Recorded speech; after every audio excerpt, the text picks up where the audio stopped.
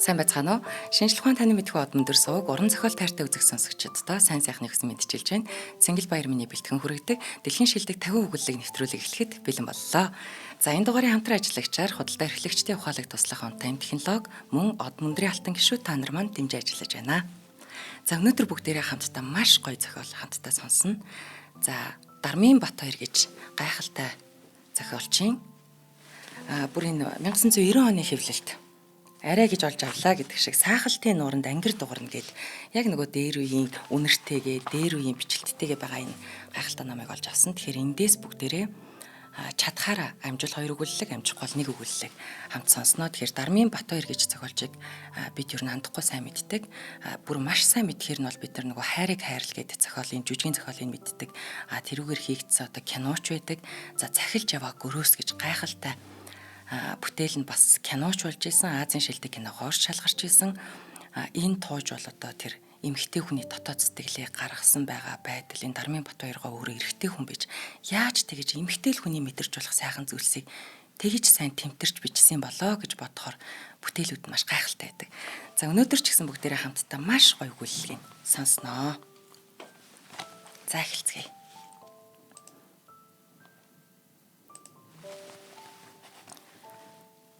Зохиолч Дармын Бат хоёр гашууны хідэн тагтаа.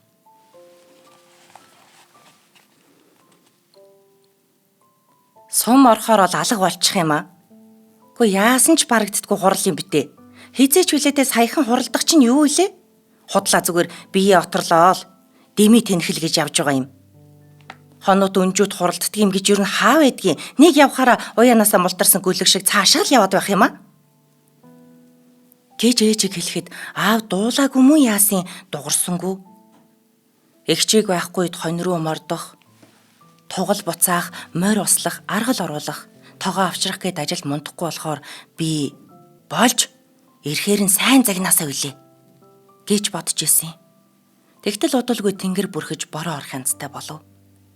Ээж гарч орон аргал түлшээ бүтээн ааруул эзгээгээ оруулах зураа. Тэнгэр эвгүрхэх нэ. Яадгийн билээ. Өнөөмө охин шүү юм яаж яван болдоо. Айгүй бол доёйтал нааша цогж яваа да.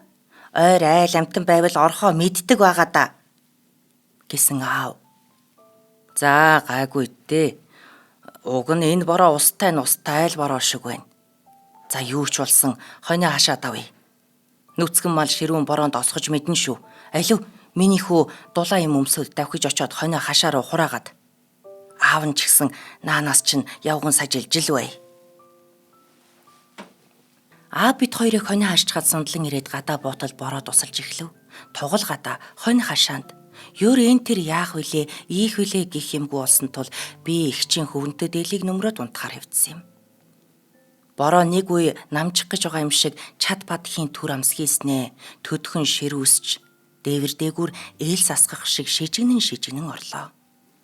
Дээлээ толгой дээгүүрээ нөмрөөд нүдэн ань нэг хэсэг хэвдсэн боловч миний нойр хүрсэнгүй. Нойр хүрхгүй болохоор л надад элдв юм бодогддөг юм чинь. Бас л элдвэ юм а бодож эхлэв. Аалз норон дээр хүүхдээ байдаг гэсэн. Ямаа хорхоо хаана хүүхдээ байдаг юм болоо. Гэхдээ дээр нь ээл совоолж яаж гарч ирэхин сонирхож байхын оронд шинжилж байдаг байжээ. За одоо ёстой чамаг шинжилэндэ. Заавал зөө томруулдаг шил хаанаас олдог юм бэлээ? Тонгоргоороо солиё гэвэл бадрах томруулдаг шилээ өөх болов уу? Гэж бодж байснаа нэг мэдхэд болчихсон. Могойг сүүлнээс нь барингууд доош нь сугсраад унжуулчаад толгоогоо дааж эргээд гар хатгадгүй энэ айлын юм мэдэхгүй дээ. Эртээ дих шиг могой ханыхын нүдэнд цагиргалчихсан хэвтэж байгаасай. Хажигчгүй очоод л сүүлнээс нь барьж аваачаад холоо хайчих юмсан. Гэгчлэн бодож хэвттэл миний бодлыг дөрөв хангийн ах дуу тасалваа. Өндийн босч харвал эгч эмээлээ барьчихсан үүдээр орж ирж байгаа харагдлаа. Эгч хөлсөлсөн морь шиг норсон хэрний ажигчгүй эмээлээ хатавчин тавиад инээмсэглэн алчуураа авч үүдэнд мушгаад хэдсэн дээр тохов. Ээж иш миний хүү. Бүр усан шалхнаг болж хоцорчээ. Бороо өнгөрөөгд гарахгүй яасан юм дээ. За яав, ашгүй өнөөдөр нэг юм салв уу? Хөөш, чи ихчтэй над ээлээ өгөөч. Би ихч рүү хөвөнтөө дээлээ чулуудчихад аав ээж хоёрын орон дээрээс ээжийн тэрлэгийг авч нүмерэн сув. Ихч бүсээ тайлангаа. Дууссан. 3 хоногийн дараа бас эвлэлийн өрийн хуралтай. Нэг ч хүн тасалж болохгүй гэж байна лээ. Хүй яасан ч олон хуралддаг юмсан ч вэ. Цугласан дээрээ нэг мөсөн хийчихэж болдгүй байх та. Яаж болдгийм бэ ээж? Саяах чи ямар хамаатай юм? Илгээлтийн эцдийн туршлага солилцох зөвлөгөөн болохоос биш эвлэлийн үртэй ямар ч хамаагүй штэ. За тэр болгонд нь очих юм гэж хаа байдгийн? Тасалж орхихгүй юу? Яршиг.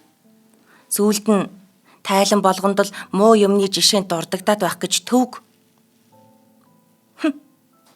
Таслаагүйгээрээ сайн болчихсон чинь хаа байгаа юм? Гэсэн чинь аав. За. Бололцоотой үед нь явж л байна биз? Гэснээр тэр яриа тасрав. Игч чухуурай дээл өмсөөд цай ууж, ганцгалж очсон сүү гашилсан эсэх, дэлгүүрт юу байгаа, унаж очсон морио хэрхэн тогтоож байсан зэрэгт хариулан, завсарт нь дүүг цаашлуулан, уурлахаар нөхөрдөн үнсэж байгааг нь хараад би саяны зөвлөгөөнөөр игчлав магтуулж дээ гэж бодсон юм. Бороо хэсэг орж байгаа зогслоо. Аав хонио хурдхан гарга, эртхэн хэд хазаад аваг гэсэн болохоор би хашаа руу явган явхаар шийдээд гэрээс гартал игч араас. Хүлээч, хоёлаа явъя гэд гүйцэн ирэхт нь би баярлан ээжийн өгсөн чихрээс нэгийг өгвөлөө. Чи дээчид гэд игч авсангүй. Би гэрээс нилээд холдсон хойно. Игчээ, та яасын магтуулаа юу? Хизээ? Саяын зөвлөгөөнөөрөө? Гүй яаж ийн? Та их л баяртай байна штэ. Игч нэмсэглэн. Тэнэг минь. Магтаалаас илүү сайхан юм бас байдгийн штэ. Гэт дахиад нэмсэглэн алсыг ширтв. Юу байдгийн? Чи харахгүй байгаа мó? Юу вэ гин шүү. Тэр харал та. Айлвэ? Сохор байж бас саваагүй гэдэг нь. Тэрийг харж гин үү? Гэж хэлээд сайн гашууны сархиан дээгүүр татсан солонго руу заалаа. Солонгоо. Гоё гайцтэй. Юу нь гоё юм? Гоё. Гэт санаа алдан инээмсэглэснэ. Барьж явсан алчуураараа миний хүзүүгээр зөөлхөн ороолгоод. Хоёлаа оролдох уу? Гэт төрүүлэнгүй. Ямар гүйцэхгүй юм биш дээ гэж би бодон хойноос нь. Игчээ, хашаа хүртэл шүү гэж хашгираад игчийг айлын хэртэй холдмогц араас нь гүйлээ. Игч эргэж харан гизгээ үе хоош шидлэн энэд алдангүй. Би инехгүй кичэн байдаг чадлаараа дэгдэнэ. Бид хоёрын хоорондох цай алхам алхмаар ойртно. Игч хонхор хотгор тогтсон жижигхэн шар шалбаагнуудыг зарим нь тойрч, зарим дээгүүр нь харангуй. Би гүйж яваад нэг харсан чинь орой наран шалбаагнаас шалбааг дамжин игчийн хойноос өнхөрч байгаа юм шиг харагдав. Дөхөх тусам игч улам чанга хөхрөн улам их эргэж харна. Гар сонгохдол игчийн гизгэнд хүрэхээр ойртсон боловч би гүйцчих юм бол игч уралдгаа болчих болов уу гэж бодоод хурдаасaan игчийг гүйцэн алдан шил даран хөөж автал игч гинэт сун тусав. Би золтой л игчийг дарж ойчсонгүй арай ч юу бие татаж аван хажууханд нь суун тусаад чийг ханхалсан ногоон дээр тэрийн хөвтлээ. Игч хоёр гараа дийлгэн дээш харан инээмсэглэн хөвтөх бөгөөд өөрт нь бяцхан амтан хяран хөвтсөн юм шиг цээж новолцсон. Бид хоёр амьсгаагаа дарагдтал хөдөлгөөнгүй хөвтцгээлээ. Дараа нь игч төрүүлгээ харан хөвтөөд ногоо зулгаан зажиллаа. Паах, ногоо идээд. Гоё юм аа. Чи идээд үзэлдээ. Би игчийн зажилж байгаа ногоог зулгаан зажилж үзвэл аг шиг гашуун байсанд түй гэж нулимад амаа арчив. Тэгсэн игч намайг шоолон хөхөрснөө. Ногооны амт мэдэгч болоогүй л байна да зулцэг минь. Гэсний уртаар санаалтав. Игч намайг өхөрдөхөөрөө зулцэг гэж дууддгийн. За ер нь ганц игч ч биш л дээ манайхан цугаараа л намайг зулцэг гэж өхөрддөг юм. Багадаа би хариугүй жаахан гүлчгий шиг байсан юм гинүлээ. Тэгээд л тэгж нэрлэх болсон юм. Эгч буцаж иргэн дахиад л тэнгэр ширтэн гүлрэн хэвдснэ. Чи нууц хадгалж чадах уу? Нууцаа? Ямар нууц юм? Маш нууц. Хинч мэдэхгүй нууц. Тэснэ газраар хөлбөрөн өнхөрч нойтон газарт гацраа наан хэвдснэ. Гүйгүй боли гэд гинэт царайга төв болгон өндийн сууснаа. Алив тат явъя гэд над руу гараа сарвайлаа. Игчийн гар халуун хөлстэй юм шиг нойтон байлаа. Бид хоёр хашаар угаалхлаа. Игч дуу шуучгүй барьсан алчуураас савлан алхна. Би хажууд нь уруу царайлан явснаа гимшингүйгээр. Найна. Би хин ч хэлэхгүй дээ.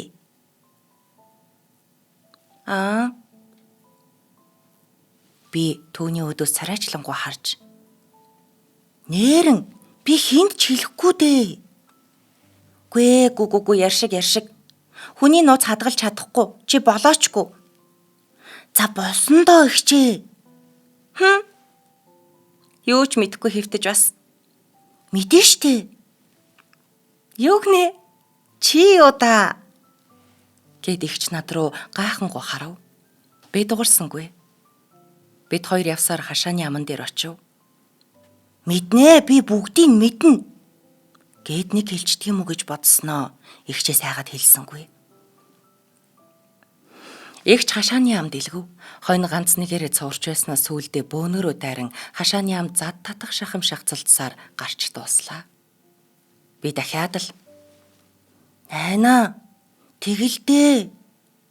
Игч юр дуурахгүй хашааны амыг хаагаад дээсээр торгон зогсно. Би таныг дахиад сум руу явах чинь ургахгүй шүү. Нэрээ ургахгүй та харж байгаарай. Лав биз. Би баярлсантаа дэвхрэх шахан. Лав та харж байгаарай. Игч ичингүрхсэн янзтай жуумалдснаа яайдаа гэж эргэлзэн байх шиг гараа өртөө нэг хэсэг байлгаж байснаа. Жижигхэн ирээн алчуур гарган үзүүртэн зангидсан юмыг хуруугаараа тэмтэрч үзв. За байзөө яайта хадгалуул юу бай юу гэснээ над руу сарвав. Намайг гараа тостол игч хууртаж нөгөө гараа татаж аван ардаа барьчихав. Тэгэхээр нь би нэрээ игч би хинт ч үзүүлэхгүй штэ. Та надаа хадгалуулчих л та. Гэд игчийн гардахыг авахыг оролдон ноцолдов. Тэг тусам игч намайг зовоон. Боли чи нэг дургуугийн өрсөн өдрөө л хүнд хэлчихнэ. Гэд гараас гартаа дамжуулан зүгтаалгаж байснаа бариад авахын толгой дээр гараа үсрээд ч хүрхээргүй өндөр дөргөн. Чи тэгэд хинт ч хэлэхгүй, хинт ч үзүүлэхгүй гэж тангаргалъя. Хинт ч хэлэхгүй, хинт ч үзүүлэхгүй. За мэ. Хөөе, харин чи өөрөө үзэж болохгүй шүү. Гэд надад алчуурт болттой юм өгсөн юм. Би игчийн нууцыг гартаа тас атхан хаана уйдаа гэж ийш тийш харснаа хашааны хой тэнгэрийн хад өдгүй. Игч хойноос хайж гэж байгаа юм бэ? Одоохон та явжээ гэж хашгираад дээш өгслөө. Тэгж явхдаа би гэрийн зүг хялуухын харвал ашгүй гадаа нэг ч хүн харагдсангүй. Тэр хаданд хид хідэн газар хург ороод хэвтгэд харагдахааргүй агуй нүх ангал зөндөө бөгөөд заримд нь тэр хавьд байнга байдаг хідэн тагтаа үүрэлдгийг би сайн мэддэг байлаа. Тийм нэг жижиг ангалд өнөөхүйгөө хийж наанаас нь чулуугаар далдлаад гэрийн зүггүйвэ. Тэр орой би ямар нэг болохгүй хэрэг тарьчихсан юм шиг зүрх түгшин. Банхрыг ирээд гар долоохот нь хүртэл цочиж, ээж аавыг удаахан харахт нь хүртэл мэдчихэд хартаад байгаа болов уу хэмээн эмээх сэтгэл төрхийн сацуу бас далдын баяр хөөрт эзэмдүүлэн хин хаан юу хий гэсэн зүг рүү урайлгахан дэгдэж байлаа. Миний хүү чи юу олцгоо вэ? Нэг л их сайхан хөнгөн хөлтэй болчихсон байх ч нь үү? Гэх ээжийн үг таатай сонсогдох авч магтаалаас өөр сайхан юм бас байдаг юм шүү гэж бодогдно. Оронд орсон хойно үнэртэй ус гэхэд арай биш. Цэцгийн үнэр ч юм уу гэмээр таата сайхан үнэр миний алганаас үнэртэхт нь энэ бол эгчийн алчуурт бодолтой нууц юмны үнэр гэж мэдэн үе үе алгаа үнэрлэн байн алгаа үнэрлэн хөвтөхэд ямар сайхан байсан гээ. ертөнц дээр хорхоо шавж амтан ургамлын нууцаас илүү хинт ч хэлж болдоггүй, хинт ч үзүүлж болдоггүй нууц байдаг. Тэгээд тэр нууцыг ганцхан би мэднэ. Би хадгалж байгаа. Үнэрийн хүртэл танина гэж бодогдсон удтал нойр хулжин хөрвжүүлээ. Маргааш өглөө нь би ээжэд золтой л баригдчихсангүй. Гү чи ч одоо яагаад л байн гараа үнэрлээд байгаа юм те гэж ээжийг асуухад давхын цочсон боловч яагачгүй гэд юу ч болоогүй юм шиг хэнэггүй царай гаргахыг оролдсон. Харин аз болоход ээж ч нэг их асууж шалгаасангүй өнгөрөв. Хэрвээ миний чихийг ажигласан бол сэжиглэгдэхэр байсан нь мэдээж боловч юу ч гэж яаж ч асуусан би хэлэхгүй гэж шийдсэн болохоор шалгаагаад ч нэмэр байгаагүй л дээ. Харин сэжиглэгдсэндээ ихчээс их айж байлаа. Тэнэг минь чи ингээд л баригдчих юм байна штэ. Алив наашаа өгөөдөх гэх юм бол тэгээд хамаг юм дуусах байсан юм. Аз болоход их ч анзаарсангүй. Ингээд бүх юм хэвийн мэд өнгөрсөн тул гар нүрээ угаахтаа өнөөх сайхан үнэр шингэсэн гарынхаа алгыг угаалгүй орхичихв. Хинч мэдсэнгүй. Би хээр хөдөө юм уу эсвэл хүний нүд хариулж байгаад алгаа үнэрлэнэ. Алганаас минь өчигдөр оройных шиг тод биш гэсэн нөгөө сайхан үнэр хол газраас анхлах мэт бүдэг бадаг үнэртэх нь уламж таатай нандин санагдана. Энэ өдөр би бүх ажлаа ганцаараа хий гэж бодов. Ялангуяа эгчийг малын хооноос мордуулахгүй яа гэж шийдсэн боловч бүтсэнгүй. Юм л бол эгч би явна гэдэл мордоод явчих юм. Тэгтэн би яаж чадахгүй сансандаа хөрөөгүүдээ сэтгэл гонсгор хоцровч эгчийг урлуулчихгүй гэж битүүхэн эмээн аясаар нь байхыг бодов. Урд нь би өөрийн санаанд таарахгүй юм бүхэн дээр эгчтэйгээ маргалдан уур уцаар болж эцэст нь дээлж гардаг байсан юм. Одоо бол бүх юм эгчийн санаанд дураар болдог болов. Харин гайхалтай нэнд миний дургүй хүрэхгүйгээр барахгүй эгчийн сансан болгоныг гүйцэлдүүлж байгаадаа би баярлдаг байлаа. Ганцхан хоноод өнөөх өнөр маань алга болчихов. Тэгэхээр нь би өнөөх нууц юмаа эргэхээр очихдоо алгандаа гайгүй сайн үрж үнэрийн шингээж бас гаднаас нь сэмхэн барьж үзв. Их л хатуу дуграх юм байх шиг санагдав.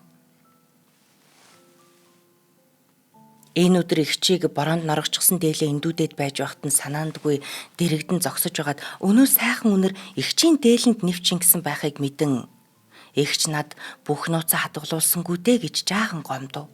Тэгээ би тэрнийг эгчэд хэлсэнгүй. Тэгээд л өнгөрчихв. Нөгөөдөр өглөө нь эгч миний чихэнд "Сэмхий яваад өнөөхийг аваад ир." Би ч мэдлээ. Хуралд явахдаа авч явах гэж байгаа юм байна. Тэгэхээр нь би "Та орхичход явал та. Би яахчгүй штэ. Хадгалаад л байж вэ?"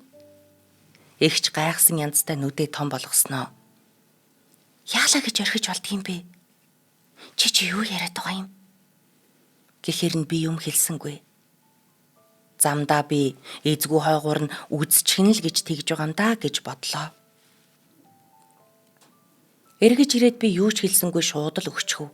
Эгч авч өрлөөд "Найнаа нь авч явахгүй бол болохгүй юм байгаа юм заа юу?" Гэхдээ нь би толгой дохив. "Та ирээд тэгээд дахиад над хадгалуулах уу?" гэж эмээнгүй асуулаа. Эгч инээмсэглэн "Золцго минь, чамаас өөр би хэндээ хадгалуулах юм бэ?" Энэ үгэнд нь би баярлсандаа золтой л дэвхэрсэнгүй. Эгч мордохдоо надаас "Найнаатай юм захих уу?" Би толгой сэгсрэв. Яах вэ? Хэд хоногийн өмнө байсан болч би томруулдаг шил олоод ирээрээ л гэх байсан. Одоо бол би томруулдаг шилээр яах вэ те? Эгч над руу харж инээмсэглэснээ яваад өгөв. Энэ өдөр шиг хачин өдрийг би үзээгүй шиг санагдана. Гэрт байхаар хийх ажил олдохгүй. Дэмийл жаахан сууж байгаад гарч эгчийг харна. Тэгээ буцаад орно. Дахиад л гармаар бодогдно.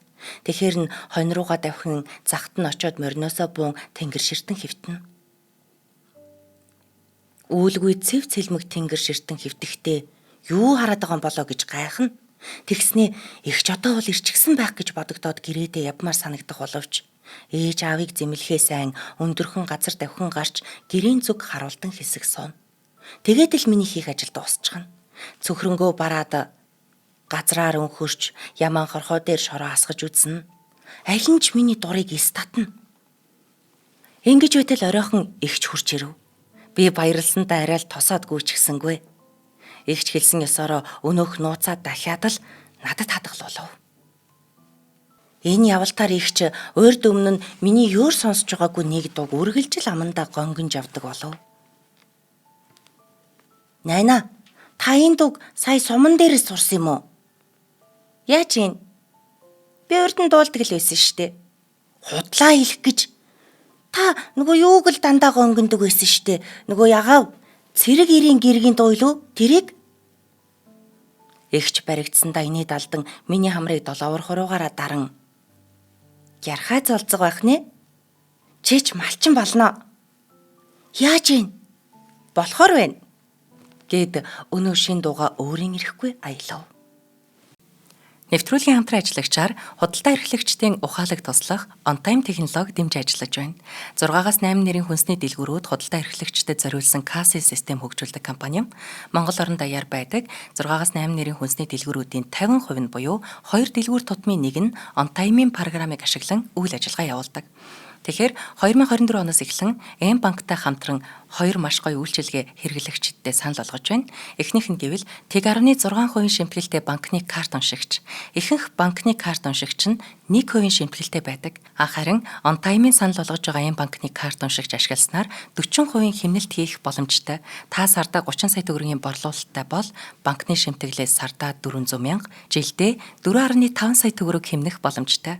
Хоёр дахь нь гэвэл OnTime-ыг сүүлийн 6 сар хэрэгжилж байгаа бол 100 хүртэлх сая төгрөгийн эргэлтийн хөрөнгийн зээлийг 100% онлайнаар олгох боломж байна.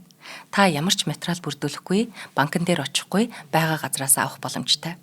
Дэмжиж ажиллаж байгаа OnTime технологид маш их баярлалаа. Лавлахыг хүсвэл 77 77 34 44 хамтран ажиллагчдаа баярлалаа. Нэг өдөр эгч бит хоёр хашаа руугаа очиж өмхийн өвсийн зулгаалаа. Дараа нь эгч өнөө юм үзье гэлээ. Би эгчийг дагуулan очиж нуусан газраасаа өнөөх нууцыг авч өгөв. Эгч нөгөө юм аван буруу харан үзэж эхлэв. Ямар гээчин гоё юм байгаа болоо үзэх юмсан хэмээн хорхоо хүрэх авч намайг үзэж болохгүй гэсэн болохоор нь надад үзүүлчихэж бас магадгүй гэж гойрдон харж суулаа. Эгч буруу харан жаахан үзэж байгаад хуучин янзаар нь алчуурныхаа буланд зангидаад буцааж өгөв. Маргааш нь би эргэж очихдоо юу байгаа юм болоо үзчихье гэж нэг бодсноо. Нэгэнт л үзэхгүй гэж тангаргалсан юм чинь үзэж. Ийхүү хэд хонож байтал эгч хүүхнийх нь бие муудаж эмнэлэгт хэвтлээ гэсэн хэл ээжэд ирэв. Ээж ч газар дээрх ганц эгч минь юмсан. Гү яаж харлах нь тэр вэ? Эмгэг хуучгүй л гэд байдгийн. Гэд тэр өдрөө сумын төв рүү явхаар болоход аав эгч бит хоёрын нэгийг хань болж яв гэлээ. Хэн явах вэ гэж ярилцав. Ээж яах гэсэндээ эндээ хүн бүлгүй зутрна гэж байгаа боловч цаана яваасаа гэж хүсэж байх шиг байв. Тэгтэл эгч гарыг гэж намайг нүдэрээ дохив. Намайг явуулчих гэж гуйхна гэдгийг би хараад л мэдсэн. Ойрд сумын төв ороогүй надад сонирхол байх байсан л та. Гэсэн ч одоо яа их хэвдэ. Эгчтэйгээ булаацалтай нэш. Зөвшөөрлөө. Түүгээрч үл баран би эгч явсан дээрээ би яах юм. Ээж их л олзуурхаж байгаа болтой. Нэрэн тиймтэй. Гүй миний муз улзах чинь хүн болж дээ гэж хэлв.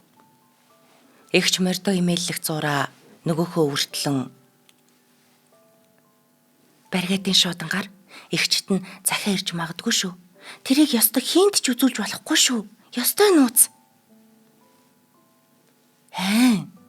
Тэгэд наадах чи нууц биш юм уу?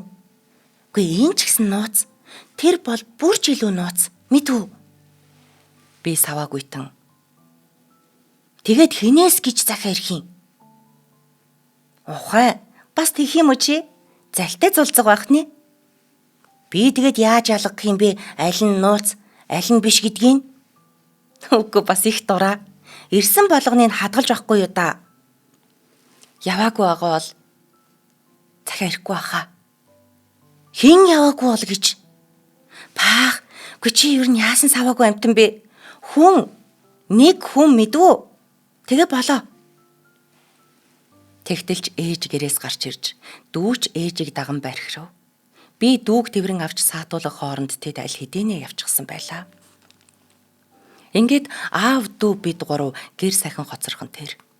Аав дүү хоёр голдуу гэрээ цахин, би гадуур давхин хонь үхрээ хариулна. Уйдах зав гарсанчгүй байтал баригадын шууданч хийдэг палам өвгөн хурж ирэв. Эгчид захиа ирсэн байлаа. Мандал говь гэд нэрээ таталчихсан. Исүсгээр л эхэлсэн хүнээс ирсэн болтой юм. Яагаад ч юм надад энэ лав өнөөх ёстой нууц нь мөн гэж бодогдов.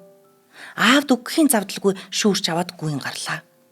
Гадаа гарсан хойноо араас дуудах юм болов уу гэж эмээн нэг хэсэг сэмээрхэн чимээ чагнан зогслоо. Тэгсэн тэр хоёрын хинэн ч тоосонгүй. Бороо, ногоо, нутаг бас ярилцсан сонсогдно. Би ирчээрэгүйж нөгөө хангалтаа аваачиж хийгээд чулуугаар дарчихв. Мартчихсан бэлгүй. Оройн аав юм хэлсэнгүй. Би маргааш нь өнөө газраа очиж игчийн ёстой нууцыг гаргаж ирээд барьж тэмтэрч дугтууных нь гаднаас унших гэж оролдсон боловч чадсангүй. Гэлээч нөгөө алчуурны үзүүрт боодолтой нууцыг бодвол үнэхээр ёстой нууц юм шиг надад санагдсан. Нөгөө алчуурны үзүүрт зангидсан нууц бол хэлбэр дүрсэн ч мэдэгдэхгүй. Гэхдээ дэндүү далд учраас надад холд оршин миний сонирхлыг төдийлөн татдаггүй байсан юм. Гэтэл энэ нүдэнд бараг л ил. Дугтууных нь цаанд байгаа үг үсэг жирийн харагдах нь алган дээрмэт ойр вин шүү дээ. Тэгэд ганцхан юу гэж бичсэн нь л харагдахгүй байна. Тийм учраас үзхиймсэн гэсэн миний сонирхлыг улам ихээр татах юм. Хэрвээ тэр орой ээж ихч хүрээд ирээгүй бол би яах байсан болоо? Айгүй бол задалчхаад эргүүлээд наах гэж оролдох байсан байх. Яагад гэвэл энэнийг үзэхгүй гэж би тангаргалаагүй юм чинь. Эгч шон дээр буун гутаал нүдэрээ надаас захиагаа нэхэж байлаа. Тэгтэн би эгч ч бас малчин болох нэ гэж бодлоо. Тэр хоёр гэрт орж ээж гайгүй байна хөө. Нөгөө нүднийх нь найлхан заваагаад тэгэд өвчүүлэх санаатай хөвтсөн юм гин. Гэдэл сум орсон барьснаа ярьж эхлэв. Эгч бид хоёр чимээгүйхэн цувран гарч гашууны дүүн хөхөр хад руу хурж ирэв. Би өнөөх захиаг нь гаргаж өгвөл эгч хаягийг нь харснаа. Мөн байна. Гэд инээд алтан задлаад буруу хараад уншиж эхлэв. Би сэмээрхэн үндийн эгчийн мөрөн дээгүүр өнгөтөл эгч мэдээд цаашаа байл та гэж ууртаагаар зандрав. Болохгүй хэрэг хийсний мэдэж буцаад суулаа. Эгч уншиж байснаа. Гэнэт нүрэ дараад учиргүй мэгшин уйлж хуурамч муухай амтан гэж нулимсандаа хахаж цасан хэлснээ өнөөх захиагаа хумхэн базаад бүр хэд хуваагаад хайчлаа. Найна яасан гэж би эмээнгүй асуувал эгч өр дуурахгүй мөрөө чичигнүүлэн уйлсаар суулаа. Би эгчийн дэргэд очиж найна битгий үйлэл та. Эгч өврөөсөө үзүүрт нь юм боосон өнөөх алчуураа гарган нулимсаа арчаад чи ийм захиа авчгаад ойлгохгүй чадах уу? Гэд нөгөө захианыхаа уранхайг над руу чулуудав. Би яах ч учраа олохгүй балмагдан зогссноо. Тэрнийг газраас авч үзвэл миний нүдэнд чамтай сэтгэл хэцүү хайна бүлтэй уучил намайга үннэ гэсэн үгс тосов. Эгч үгсэн хойно ийм муусаа яма бас хүн болгоны хуруунд хийж явах санаатай гэж хорсолтойгоор өгүүлж алчуурын үзүүрт боосон юма задлах гэж ядан гарн чичигнэн. Би юу хэлж яахаа мэдэхгүй дэмээл эгчийг хараа зогсож байлаа. Эцэст нь эгч шүдэрээ татаж байгаад тайлж дотроос нь нэг юм авснаа хад жингнүүлэн чул утчихв. Тэгтэл тэр зүгээс хідэн тагтаад дэрхийн нисч бид хоёрын толгой дээгүүр өнгөрөв. Би гэнэт ухаан орч. Яаж байгаа юм бэ? Яадгийн гэдэгч дахин нүрээ дарам мэгшин уйллаа. Эгч маань тайтгархаараа нөгөө юм олох гэж зүдрэндээ гэж бодоод би чулуудсан зүг рүү ночин хад ан цав нүх ангалаар хичнээн ирээд эгчийн өнөөх нууцыг олсонгүй. Дөрүүчийн хідэн тагтаа газар унагалгүй шүүрч аваад сайн гашууны тэнгэрт гарчихсан юм шиг ор сураггүй алга болжээ.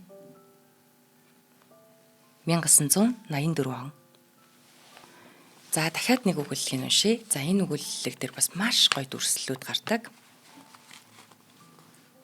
Зохиолч Дармын Батбаяр. Дайны үнэр. Чи ээж аав хоёроо алинд нь илүү хайртай вэ? Би ээждээ илүү хайртай. Би л хоёуланд нь л адилхан хайртай. Би ч гэсэн хоёуланд нь хайртай л та. Гэхдээ л ээждээ илүү хайртай баха. Би хоёуланд нь хайртай болохоор алинд нь илүү хайртайгаа мэддэггүй маа. Ээж эзгүй бол ээждээ илүү хайртай юм шиг, аав эзгүй бол аавдаа илүү хайртай юм шиг байдгаа. Болд бид хоёр ингэж ярьдагсан. Одоо болд маань хаа явдаг юм бол тоо. Лав ээждээ илүү хайртай хэвээрээ л яваа байх. Тэр үед манай хашаанда 3 гэр байж үлээ. Өглөө намайг босгож шинэхэн орсон цасан дээр олон хүний мөр сүлжин үлдсэн байдаг бөгөөд тэр олон мөрөн дотроос ганцхан аавын минь мөр надад бусдаас содон санагддагсан.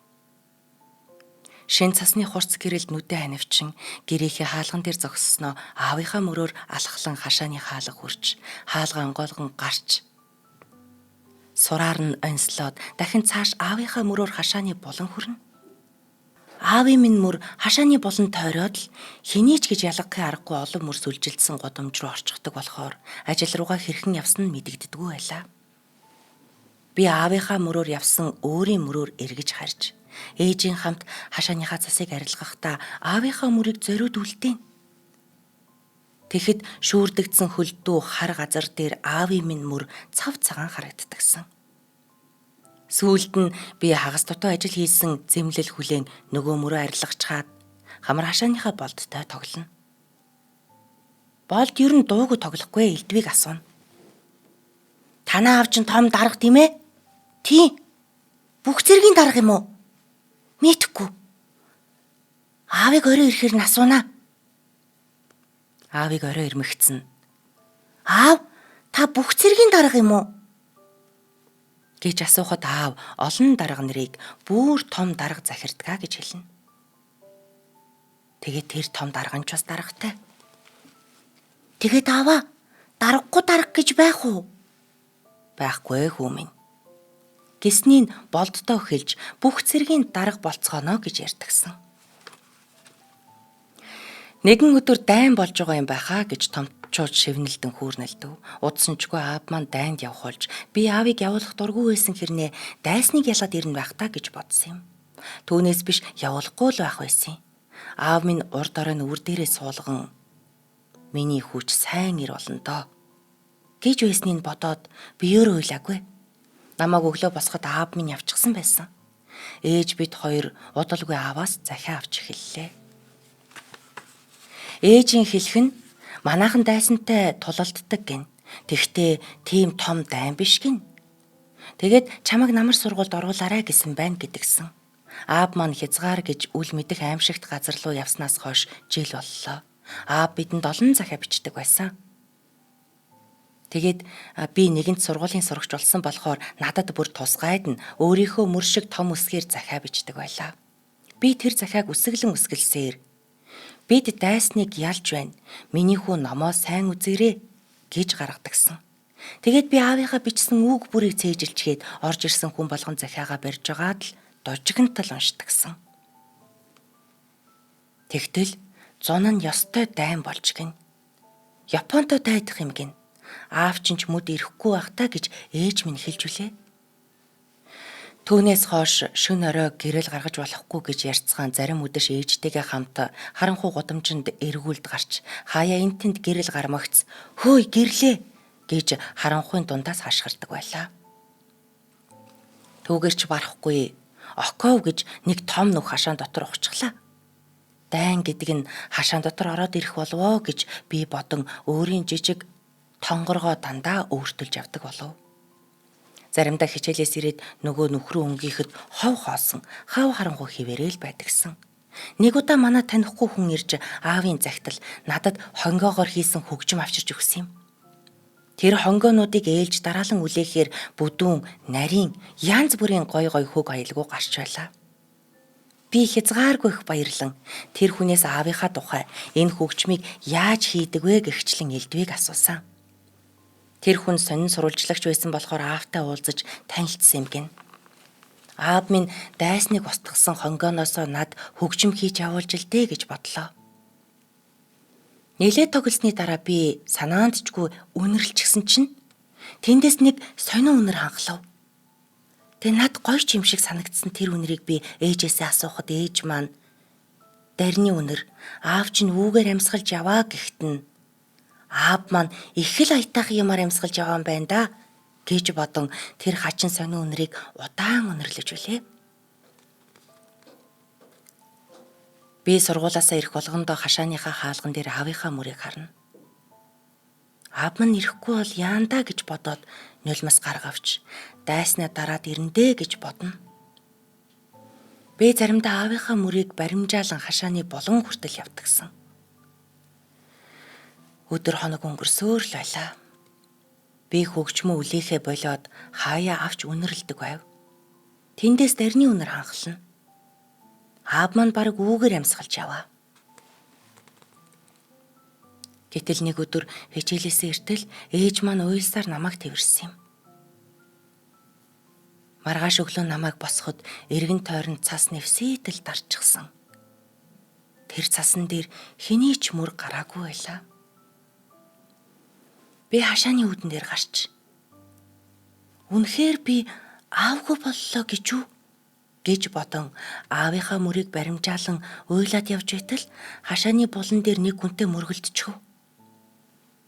Би тэр хүнийг доороос нь дээшээ өгсүүлэн горьцснүүдээр харахад тэр ном сугавчилсан хүн. Юунд уйлав вэ миний дүү? Би дуурсангүй. Чи хаашаа явж байгаа юм?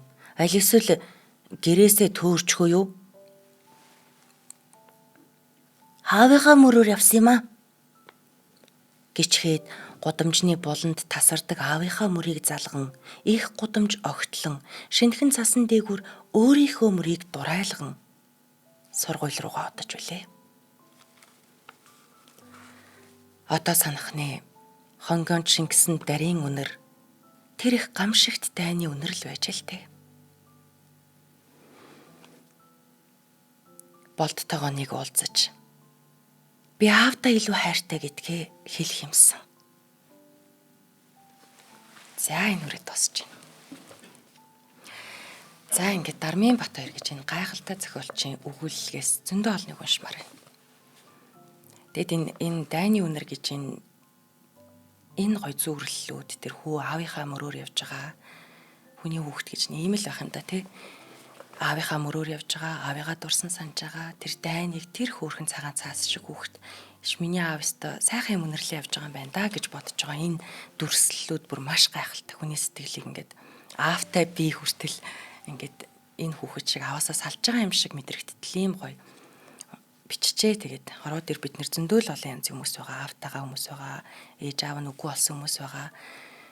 Тэгээ яг хөө бид уран зохиолоор дамжуулаад цаг хугацаа бүх зүйлийг ухраагаад сайхан дурсамж руугаа очиж болдог нь хамгийн сайхан. Тэгээ Дармын Батбаяр бичлэлтийн онцлог бол ерөнхийдөө зүүрлэл маш сайтай. Тэр сэтгэлийн нюансуудыг маш сайн гаргадаг. Монгол ах хуйг маш сайн гаргадаг. Ийм зохиолч. Тэгээд энэ хүний маань бас орчуулсан өчнөө олон бүтээлүүд байдаг. Тэг өчигдөрхөн би бас амраахтай ярьжсэн. Орчуулга гэдэг бол тэр дэлхийн соёл, дэлхийн тэр өөр хэл усаар ярьж байгаа хүмүүсийн тэр их соёл бүх зүйлийг Монгол хэлний хөрвүүлэн болгоно гэдэг бол монгол хэлнийхээ одоо энэ хэлний сайхан цутгалан бас нэг өнгө төрхөөр нэмж байгаа ийм гоё буянтай үйл юм аа гэд энэ эртний сайхан зохиолчд болоод орчуулагчд, яруу найрагчд энэ хүмүүсийн гавьяа бол ерөөсөө их хилээ манж зогсож байгаа ийм мундаг гавьяатай хүмүүс юм аа. Тэгэхээр энэ хоёр өгүүлэлгэн дээр тайлбар хэлээд юугүй яг адилхан мэдэрсэн байхаа гэж бодож байна. Та нар маань бас сэтгэлээ үлдээгээрэй.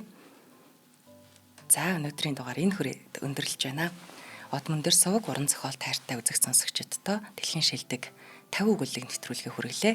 Энэ дугаарын хамтран ажиллагчаар одолдоо эрхлэгчдийн ухаалаг туслах онтой технологи мөн од мөндрийн алтан гишүүд маань дэмжиж ажиллалаа. Дараагийн нэвтрүүлгээр уулзъя. Баярлалаа та нартай.